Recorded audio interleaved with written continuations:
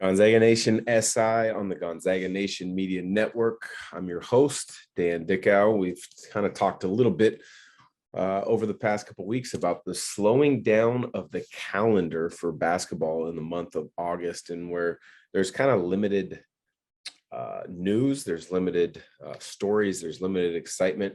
But if you were a Gonzaga fan, the last 24 hours or so, you didn't have to look far for some excitement in the fact that a former Zag is coming home.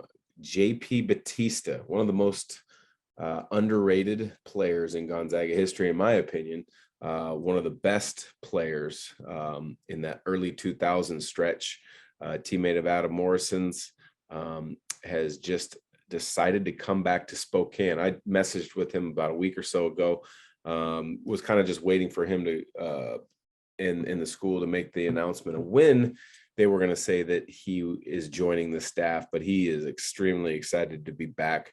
I'm going to try to get him on the podcast sometime later this week or next week, but I think it's tremendous news. I think it's awesome news. I think it's so cool to see Coach Few's coaching tree of former players begin and continue to grow.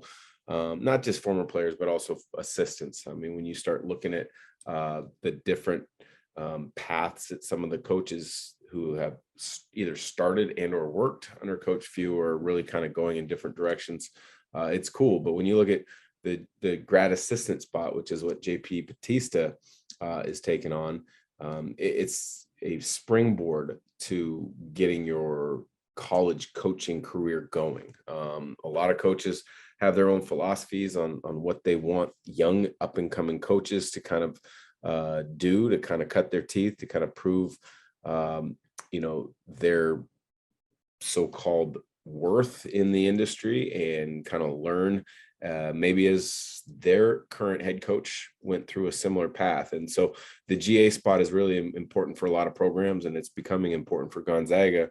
Gary Bell Jr., he was the GA the last few years. He's moved into a different role now here at Gonzaga, but JP Batista coming back to Spokane, I think it's awesome. When you look at how successful he was as a player, as a junior, he averaged around 12.6 rebounds after coming to Gonzaga from Barton Community College, one of the best community colleges in the Midwest, after growing up in Brazil. He spent that 2 years at different, first junior college, and then the second year Barton Community College, before coming to Gonzaga. 12.6 rebounds, as I mentioned, his senior year. He and Morrison really kind of, were one of the best duos in the history of Gonzaga basketball. Everybody knows what Adam did that year as far as scoring the basketball. It's like 25, 26, 27 points per game, whatever it might have been. I don't remember off the top of my head, but obviously he All-American season, co-player of the year through a number of national publications with JJ Redick. But as good as Adam was, what JP Batista did allowed Adam to have so much of that freedom. What JP did didn't get enough credit his senior year, to be honest with you. 19 points, 9 rebounds a game, on nearly 60% from the field, over 80% from the free throw line. Those were unheard of numbers for a big man. The touch that he had was spectacular. I think when you look at what's he going to bring to the Gonzaga staff in teaching a lot of the young players, when you have success like that at the college level, then you go on to play 15 years professionally in really good leagues, whether it was Lithuania, France. He also played in Brazil, his home country, towards the end of his career. When you play 15 years, you understand and you realize so many different little detail points of the game that you can share and pass on. And I think that's going to be so invaluable to working with a lot of Gonzaga's players, in particular their bigs. I mean, if I were to be a coach on staff, my eye would gravitate towards the guards, and I would work mostly with the guards, as I would imagine JP Batista is going to work mostly with the bigs. But still, he's been around enough great players and around enough great practices where he can teach players of any position different things. But when you look at what he's going to bring, I think he's going to bring a wealth of knowledge in regards to understanding angles, understanding timing, understanding footwork, understanding release points with your finishes, so many different things, because he was a wide-bodied post that had to rely on timing, angles of his duck in, footwork in angles of how to shield the defense when you're holding a seal. So many of those little things that are so unbelievably invaluable and important.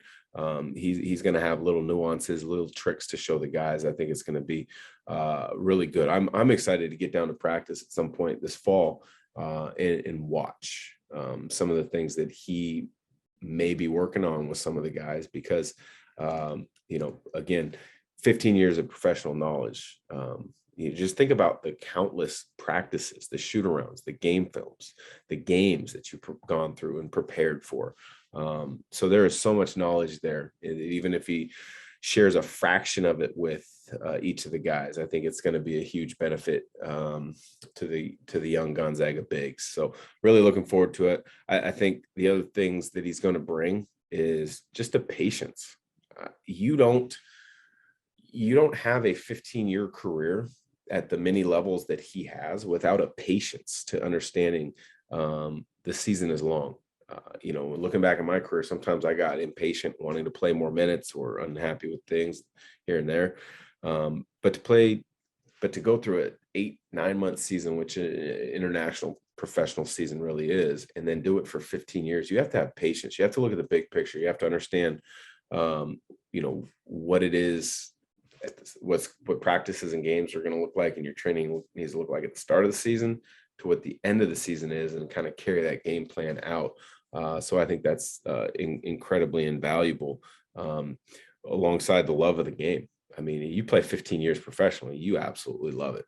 And if you want to stay around the game and you want to get into coaching, especially, starting at the grad assistant level, you have to absolutely love it. And I think that's another thing that he's going to be able to really show these guys is the love of the game. Not that they don't have it, but just, the fact that he's been around basketball at such a high level professionally in different places all over the world, and he still has the love for the game. I think that is nothing but an opportunity to rub off on guys.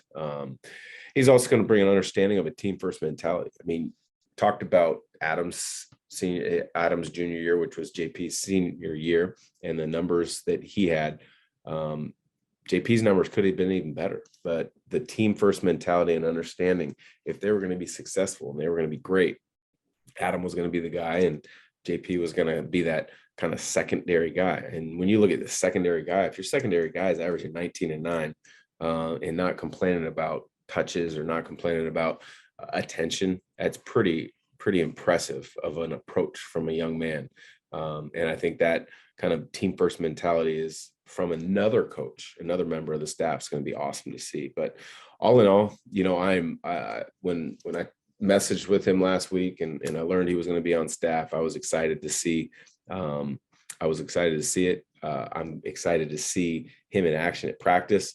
I'm excited to listen to him about the growth of his potential coaching career, because we had talked a year and a half or so ago, JP and I did, when he knew the end of his career was kind of coming up, and he mentioned he really thought coaching was the path he was going to go to, and he didn't know if he was going to try to start out at Gonzaga, which he is, or if he was going to just stay in his home country of Brazil, or if he may go to Europe and begin his coaching career there. So great news for Gonzaga fans. Welcome back to Spokane, JP Batista. And thanks for listening, and take care. Have a great day.